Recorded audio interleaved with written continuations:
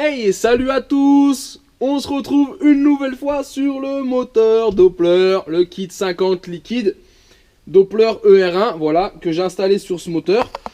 Et aujourd'hui, on va venir bosser sur le Vario qui était déjà sur la machine quand je l'ai eu, hein, qui est là.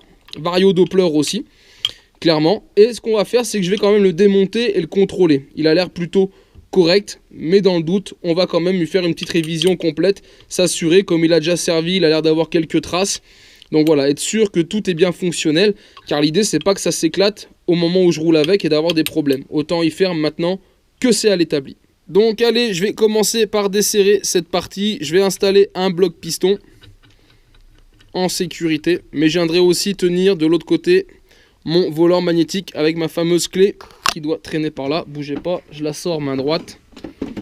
Et voilà, ma clé d'allumage. Donc voilà, ça fait une sécurité. Je tiens le moteur pour éviter qu'il tourne. Je vais venir le mettre en butée pour pouvoir le démonter.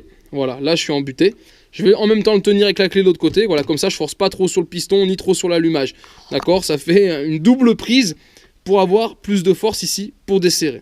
Donc voilà, ma clé en butée pile au niveau de l'établi et le bloc piston pile en butée au même endroit. Et donc maintenant je vais pouvoir venir ici desserrer bien sûr avec les deux mains, sinon le moteur va venir avec. Du coup j'allais desserrer l'axe central mais j'ai pas besoin, c'est ce qui me tient mon canon ici, mais ça c'est bon. Ce que je contrôlais c'est cette partie là, voilà, c'est l'écartement ici, c'est voir si toutes ces pièces là mécaniquement sont bonnes. Donc ce que je vais faire c'est que je vais simplement venir faire péter ici l'écrou. Alors on peut y aller avec la clé à choc, hein, la clé à choc qui est là, mais on peut aussi y aller avec une clé comme ceci, si vous avez des clés plates. Après c'est système D, hein, c'est à vous de voir ce que vous pouvez faire. Moi je l'ai préalablement desserré à la clé à choc. Et donc voilà, c'est tout simple. Et ça vous évite même du bruit sur la vidéo. Donc voilà, on repère bien le sens. On peut faire une petite trace dessus si on a un doute. Et voilà, ça c'est venu facilement, parfait. Et on va venir enlever tout ça. Voilà. Pièce qui a déjà servi, on le voit, il y a un peu de gras dessus. Donc on va contrôler tout ça. Ça n'a pas l'air vilain, quelques petites traces d'usure là-bas, voilà. Bon, le canon il est bon, lui il est fixé, après tout on va le laisser, c'est juste cette partie là qu'on va nettoyer, il y a un peu de la terre, de la rouille, il y a pas mal de gras, quelques traces aussi ici. Voilà, je vais nettoyer tout ça et on va remonter une pièce toute propre, on va être sûr que tout c'est bon, tous les contrepoids soient bien à la même pesée et bien réglés. Et puis voilà, a priori c'est pas mal, tout circule bien, les écrous sont bons. Là un peu à nettoyer là, il y a quelques traces de rouille là, mais il n'y a pas l'air d'avoir grand chose de méchant. Il n'est pas bien propre, mais il n'est pas abîmé. Allez, regardez, je suis en train de nettoyer et on voit tous ces petits éclats ici qui sont plus mat. C'est clairement le revêtement. Là, il y a un revêtement, on va dire, chromé. Et ben là, il est parti. Donc ça, c'est de l'usure prématurée. Sûrement, je sais pas, peut-être il y a des déraillements, on voit des traces ici. Il y a des coups, peut-être un mauvais montage, des mauvais outils, hein, c'est de l'occasion. Alors voilà, ça, je vais essayer d'y atténuer au maximum. Je vais poncer légèrement, très très fin pour atténuer, pour pas que ça accroche, que je le sente moins au doigt. Et puis on finira avec de la paille de fer pour bien que ça brille nickel. Ça, c'est pas méchant en soi, mais ça vous bouffe de la courroie. Clairement, là en plus on est sur la partie basse, donc c'est tout ce qui va être dans les démarrages et tout, et c'est tout ce que la courroie va accrocher, gripper, s'user prématurément. Donc je vais essayer d'atténuer ça et de rendre cette pièce un petit peu plus esthétique et plus lisse ici au toucher. Allez voilà, je vais en rester là, hein. Là je ferai pas mieux, c'est déjà un petit peu mieux, on sent toujours un petit décroché avec la partie chrome, mais bon, ça sera toujours mieux que ce que c'était. Et maintenant, pardon, on va regarder l'autre côté, regardez, on retrouve ce même défaut, hein, clairement ici. Donc ça, je vais essayer d'y rattraper aussi, d'y atténuer, pour vraiment avoir quelque chose de nickel. Parce que ça, voilà, clairement, c'est de l'usure prématurée sur de la courroie.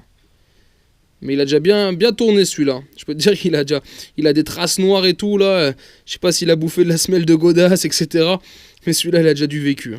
Allez, j'ai nettoyé cette pièce. Donc là, maintenant, on est un petit peu moins rugueux sur cette partie, hein, clairement. Mais on voit bien toute la partie où le chrome est parti. Donc voilà, ça c'est bien dommage. Mais bon, c'est comme ça, hein, c'est de l'occasion. Pour le reste, j'ai nettoyé, j'ai contrôlé la bague Téflon, on est bon. Ici, les serrages, là, on est bon, il n'y a pas de souci. Les poids, on a bien les mêmes. Donc ça, c'est déjà les bons. Je vais leur remettre un petit coup de serrage pour être sûr.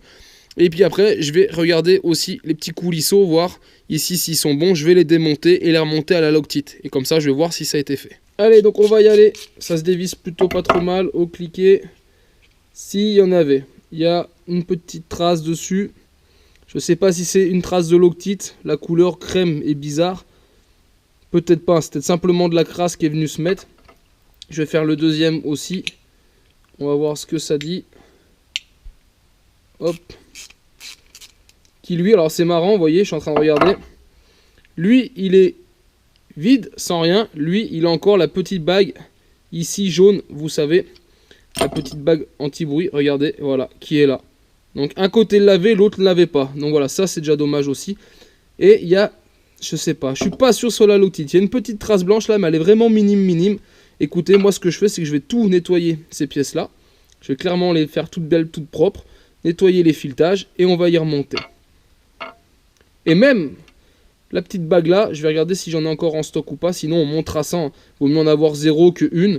Et le mieux serait d'en avoir 2. Mais si je les ai pas, bah on fera 100. C'est système D là les amis. Donc allez, ça c'est tout bon, c'est contrôlé. Les serrages là on est bon, j'ai pas eu besoin d'en remettre. J'ai essayé de desserrer, ça ne part pas, donc ça a dû être monté à la Loctite. Les deux pions là sont nettoyés, donc eux clairement, tac, un petit coup de Loctite. Et on va les remonter tout de suite sur le Vario. Voilà. Comme ça là on est sûr. Contrôlez toujours hein, si vous pouvez. Essayez de contrôler vos pièces. Même si quelqu'un l'a fait, admettons, même si moi demain vous avez ma machine. Rien ne vous garantit que j'ai bien fait ou que j'ai pensé à tout faire. Donc voilà, quand vous achetez des machines, essayez quand même de contrôler un minimum. Dans un premier temps, si le moteur casse, c'est pas ce qu'il y a de plus grave. Mais surtout, ce qu'il faut regarder, c'est les câbles, les gaines, les freins, voilà. Et des varios comme ça qui sont plus protégés, qui vont tourner à l'extérieur, qui n'ont plus la cloche dessus. Ça, clairement, il faut faire super gaffe. Parce que si ça vient à partir, franchement, ça vous scalpe. C'est impressionnant. Moi, j'en ai déjà vu partir. Vous ne l'arrêtez pas. Et si vous venez à prendre quelque chose dans la tête ou autre, surtout que la plupart on a des casques jet, franchement c'est pas conseillé. Donc contrôlez vos pièces, surtout quand c'est pas la machine et pas à vous. Si après elle est à vous depuis des années, vous savez ce que vous avez fait. Mais quand on sait pas, on contrôle. Voilà, ça prend pas beaucoup de temps et au moins on est sûr du coup. Donc maintenant qu'on est bon, on va venir remettre cette partie. Voilà, nickel, no problème. Et on va venir aussi remettre celle-ci. Et celle-ci, je vais aussi lui mettre un petit coup de Loctite. Mais avant, on va contrôler quand même l'ouverture ici.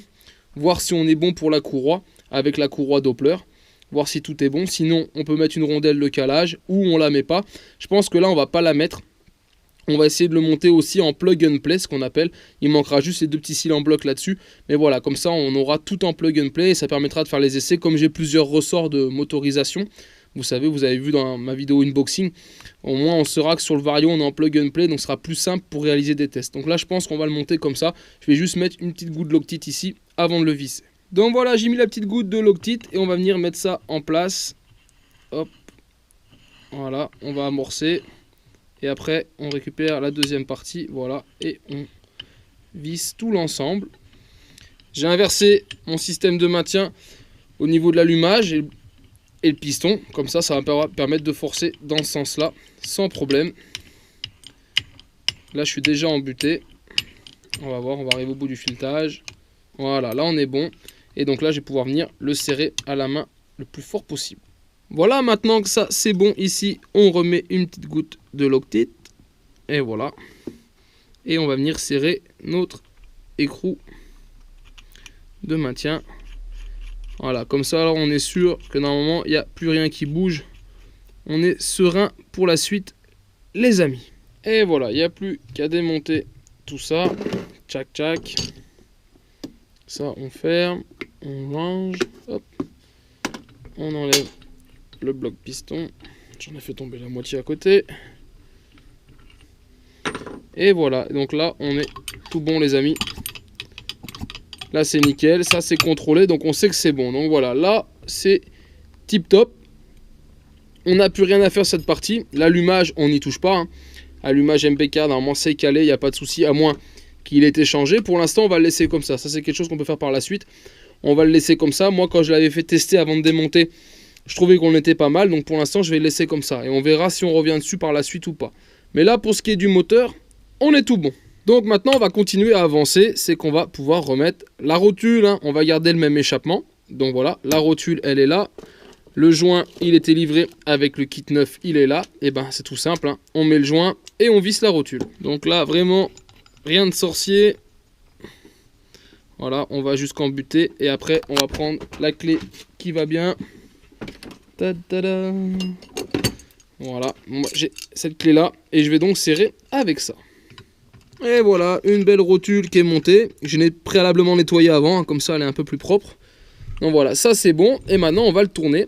Parce que sur ce moteur, à l'origine, il n'y en avait pas. Mais je vais installer une boîte à kick. Et voilà, en quelques secondes, on fouille et j'ai trouvé ça. Donc voilà, j'ai écouté, je vais la nettoyer. Ça c'est bon, je savais que j'en avais une en stock. Ça ira très bien là-dessus. Et pour le kit visserie, on n'en a jamais. Mais moi j'en avais acheté des neufs. J'avais 2 sachets de kit visserie d'avant. Donc là j'ai un kit visserie pour boîte à kick. Normalement c'est ça, si je me trompe pas. Ouais, c'est ça, Magnum XR, Passion, Évasion, donc voilà. J'ai tout ce qu'il faut, donc il n'y a plus qu'à nettoyer cette pièce, et on la monte aussi sur le moteur. Allez, voilà, c'est tout bon, c'est nettoyé, j'ai graissé aussi dedans. On dirait que cette petite boîte à kick a eu un petit coup de peinture à l'époque dessus. Je vois quelques paillettes qui brillent, donc voilà. Bon, après, c'est pas grave en soi, hein, c'est juste pour me permettre de démarrer. Là, je cherche pas à faire un véhicule, comment on appelle ça, de salon, full collection, c'est vraiment juste pour le côté pratique. Ça, c'est une machine que je vais utiliser tout le temps, clairement, c'est mon délire, donc voilà, je suis pas à ça près. Du fait que la peinture, vous voyez, on voit quelques traces dessus. Écoutez, en soi, ce n'est pas très grave. Et autant, là, j'ai pris celle-là, autant en fouillant, j'en retrouverai une qui est en meilleur état. S'il n'y a que ça, je la changerai par la suite. Mais pour l'instant, elle fera le taf. Je l'ai révisé dedans, je l'ai graissé. Donc là, on est tout bon. Celle-ci, elle est fonctionnelle. Je vais pouvoir l'installer. Pour ça, c'est tout simple, hein. On voit ici une petite coche, voilà, qui apparaît. Ça, c'est pour mettre notre fil d'allumage. Donc, vous mettez tout ça en place. Et quand vous êtes bon, normalement... Hop, on regarde là si le fil est bon, voilà, parfait. Et donc là, on va pouvoir installer. Voilà, là on est bon, vous voyez, on est embuté. Donc voilà, techniquement, là, la boîte à kick, elle est mise. Il n'y a plus qu'à mettre les vis. Le kit vis, il se présente comme ceci. Voilà. Donc là, il y a même les petites. Ça, c'est pour le montage de la boîte à kick en elle-même. D'accord, derrière. Donc ça, j'ai pas besoin. Moi, il m'en faut juste 4. C'est les grandes. Les 2 grandes, elles vont à gauche. Ici, dans les 2 plus épais. Et les 2 petites, elles vont ici à l'avant, tout simplement. Donc voilà, on va venir les mettre comme ceci. Hop là. Voilà, ici. Et donc voilà, il n'y a plus qu'à visser pour y fixer. Et normalement, on sera tout bon. Voilà, là on a pris, on entend, ça fait un petit bruit croustillant. C'est qu'il y a un petit peu de crasse dans l'écrou qui est soudé sur la platine. Voilà, là c'est bon. On va pas biller tout de suite. On va déjà mettre les 3 autres. Allez, voilà, la boîte à kick, elle est montée. Hein, donc là, nickel. Maintenant, la question qui se pose, c'est est-ce que le carbu passera encore avec la boîte à kick? Normalement, il n'y a pas de raison. Et on va pouvoir la tester. Voilà, parfait.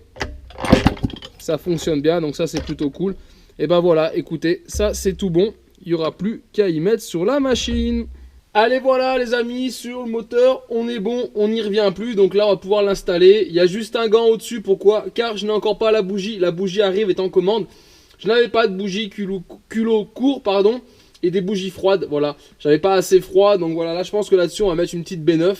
Voilà, dans ce style-là. Donc voilà, j'en ai commandé plusieurs, une petite panel, comme ça me permettra de faire des essais. J'en avais plus du tout dans mes stocks, donc voilà, pour le coup, là, je vais être tranquille un moment. En tout cas, j'espère que cette vidéo vous a plu. Si c'est le cas, je vous invite à la partager et la liker. Et on se retrouve donc sur ma chaîne 100% Mobility Youngtimer pour d'autres vidéos, tutos et présentations. Et en attendant, ciao ciao!